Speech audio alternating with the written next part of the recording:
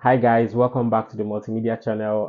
I hope that you're having a great day. As always, if this is your very first time on the channel, I want to say a very big welcome to you and ask that you please and please subscribe to stay up to date with my content as I share them on the channel. And of course, if you're already subscribed, I want to say a very big thank you. So today I want to really talk about a subject I feel is very important. Yeah, I mean, this is one subject I feel is very important, but it is usually like less talked about, and that is entrepreneurship. The need for young people to, yeah, young people especially, to sort of try to learn a skill. I mean, before they get into the university or the college of education or the polytechnic. I mean, and before you get into school, or even while you're in the university, if for any reason you couldn't acquire a skill just before you got into the university, it is important for you to learn a skill because it will help you to be self-reliant, it will help you to be independent.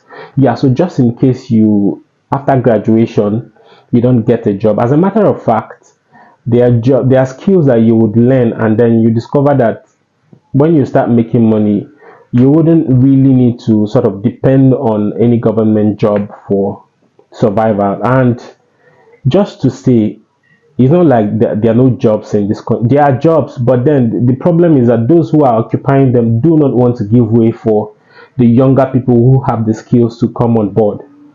So that's the kind of problem we have. So it makes it really important for every young person out there to try to learn a skill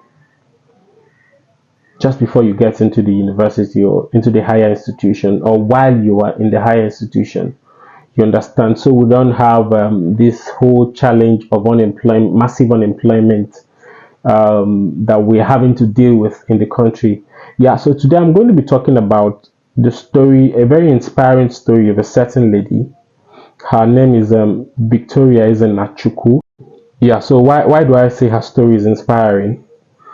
Victoria studied crop science and technology at the Federal University of Science and Technology, rather FUTO, Owerri. Of course, she graduated in 2021. But then, even before she sort of got into the university, she always knew that she was going to earn with her hands, like that she was going. But then, as a young person growing up, she didn't really like have a clear idea of how to go about it. But then she knew, like there's that voice that kept on telling her that, hey, you're going to learn a skill, and with this skill, you're going to survive. The idea of how to go about it actually became clearer when she lost her dad. Yeah, so when she lost her dad while she was still in the university, and then it became to some extent difficult for her to sort of feed. Yeah, so the money she used to get was no longer coming. Yeah, so she knew that, man, at this point she needed to sort of bring her passion to life. Yeah, so what did she do? She started learning how to make Ankara shoes, Ankara bags. Of course, she had learnt it from a church member who came to one of the fellowships in church one day and, of course, announced it and said, hey, if you're interested in learning this skill, let me know. Yeah, so according to her, the woman actually started teaching some of them in her room. That was, of course, very close to the university at the time. So she learned how to make Ankara shoes, Ankara bags, earrings, and all that. So she was using it to sort of survive little by little, little by little. But then she wanted more. Yeah, she wanted more. So in 2018, that's according to her story, she moved to Lagos, where she spent a couple of months. I think she spent about 3 months and paid 60,000 naira just to improve on her knowledge on what she knew already about shoemaking. Yeah, according to her, she said she learned how to, of course, how to make slippers because that was what she could afford at the time. Because if you want to learn how to make shoes, slippers, and then other areas, it would cost you more money. But then she learned how to make slippers, and then when she got back to school, she opened a mini store. Now, this is according to her story that, of course, she shared with me. She opened a mini store, and then, of course, she started making palms for people. She started earning money. She started earning money little by little, and then she was taking care of herself. But then she wanted more still. So in 2019, she actually wanted to learn how to make shoes, and then she moved to Port Harcourt, in Rivers State, where she spent I think 150,000 naira to now learn how to make shoes. And she said that her school was on strike at the time. Yeah, so she used that opportunity to learn how to make shoes. She was staying with her eldest brother at the time. Now you see what passion was doing for her, how it was driving her, and of course she had a clear understanding of what she really wanted to do for herself. Yeah, but just before I move forward, it might interest you to know that before she really ventured into shoemaking, she became an object of laughter among her friends.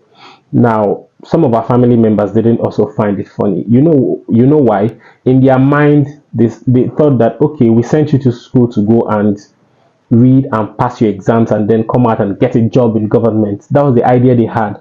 But she wanted something different, and because she had a clear idea of what she wanted, she wasn't really paying heed to what those are family members and of course her classmates in school were saying. I mean, in school they were laughing at her, so they thought that okay, maybe because she could no longer afford to take care of her certain needs, she just had to do it. After graduation in 2021, she actually graduated in 2021.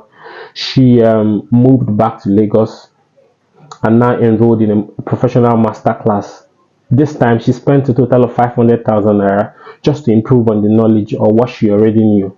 Yeah, so that tells you what she had in mind and what she was really pursuing. So she spent a total of 4 months in Lagos and, of course, improved on her knowledge because she was really paying attention. She wanted to grab everything, you understand, that she needed to grab to sort of succeed in the shoemaking business. Now, it might interest you to know that she now has a store in Lagos after graduation, and she makes shoes that sell for as much as 100,000 naira. She makes for 50,000 naira, depending on the one you want. And as a matter of fact, she has run trainings. I mean, she charges up to 300,000 naira to run trainings every per year for interested individuals. Of course, if you want to learn how to make shoes, if you want to learn how to make sandals and the rest of them, she's always willing to teach you that. But of course, it comes at a cost. You understand? So that gives you an idea of how much she has come. And it might interest you to also know that she has shipped some of her products to countries like the UK, Kenya, South Africa, the US, Ghana, and then quite a number of places. Because of course her products are really nice. I mean, you can see from some of the pictures I've been sharing, they are really, really nice. You understand? But then, like I said earlier, the major essence of this video is to sort of let us understand that as young people, we need to try to learn a skill. I mean, if you're interested in pursuing an education at the university, try to learn a skill before you get into that university. You understand? Because it will help to sustain you, so you don't graduate and then you come and start looking for jobs when you know that there are no jobs anywhere. Not like there are no jobs, but when you know that even when there are jobs, those who occupy them are not willing to give way. Yeah, so it's very, very important that we try to learn a skill. Now, all of those who were laughing at Victoria while she was learning how to make shoes have come to realize that after all, it was the best decision she ever made. Because of course, she's not looking for jobs. She's not jumping from one office to the other in search of jobs. I mean, and she's of course employing other people and contributing to sort of dealing with the unemployment issues in the country. Now has a brand. She has a brand name, Carl Designs. That's her brand name. Yeah, so just drop your comments on the comment section. Tell me what you think about this story. Thank you very much for watching. Bye.